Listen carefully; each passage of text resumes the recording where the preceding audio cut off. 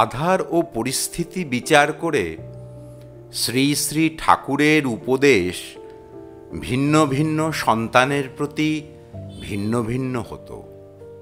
সেই রকম একটি ঘটনা।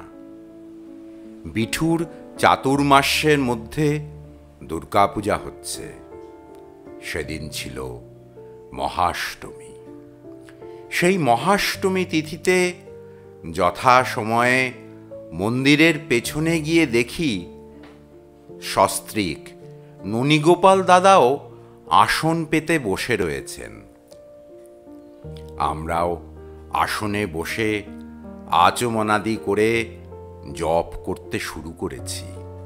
অমনি শ্রী শ্রী ঠাকুর এসে পড়ায় চারজনেই দাঁড়ালাম এবং ঠাকুর আমাদের বসার ইঙ্গিত করতেই আবার আসনে বসে পড়ি।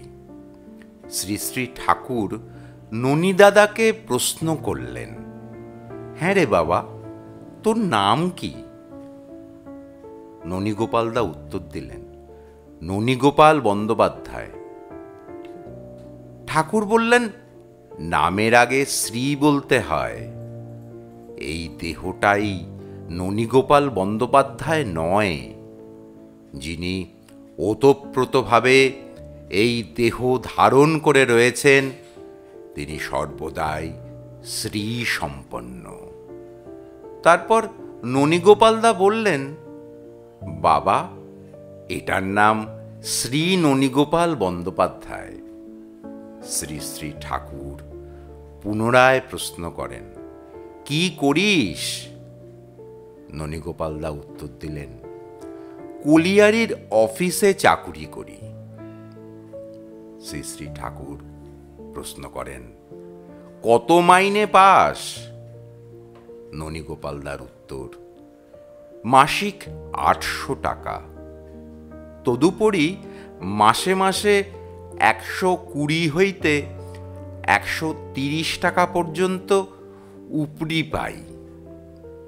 উপরির কথা শুনেই ঠাকুর চমকে উঠলেন এবং জোরের সঙ্গে বললেন, উপরিটা আবার কি?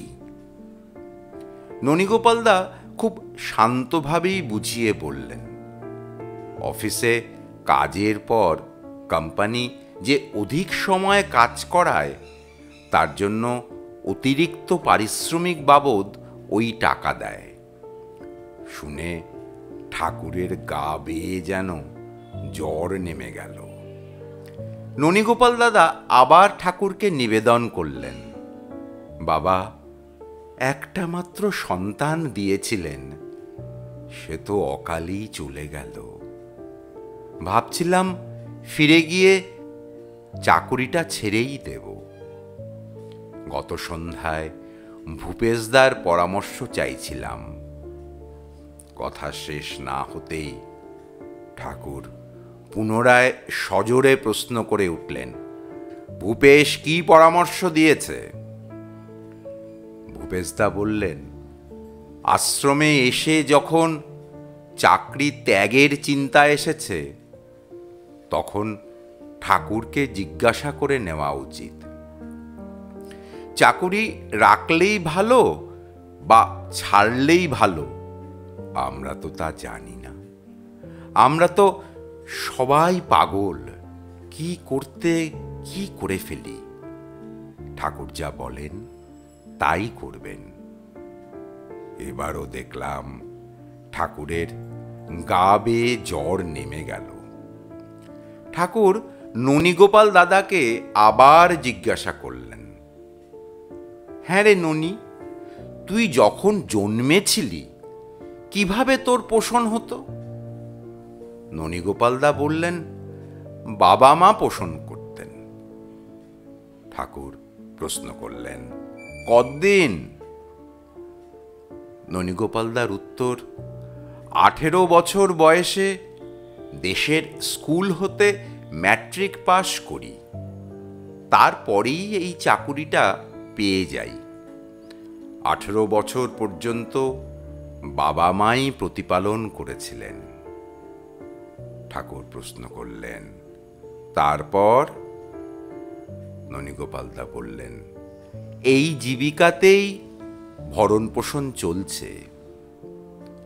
কথাটা শুনতেই যেন ঠাকুর বিগলিত হয়ে পড়লেন।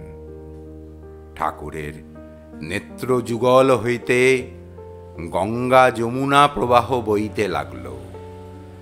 বিগলিত কণ্ঠেই বললেন, হ্যাঁ রে বাবা ননি, মৃত্যুরূপিণী যে মা তোকে এতদিন তোকে পোষণ করেছেন, সেই করুণাময়ীকে তুই ত্যাগ করবি?